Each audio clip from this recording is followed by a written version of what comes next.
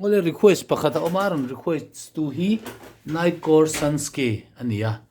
Bethlehem Arsi chu alo eng ti Christian lamu number za som ni pani kha aron thlang ani hela pu tu hi puwan moya ania aki takhi si ania not khatin kan niamanga b flatin kan sa don ani transpose in minus true in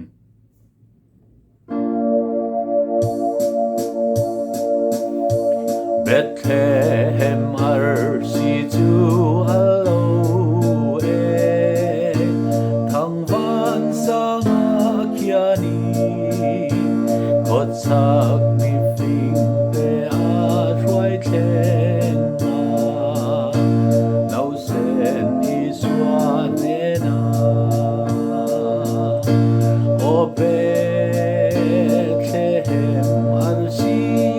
en boy chu tunayan kan sumalawe lela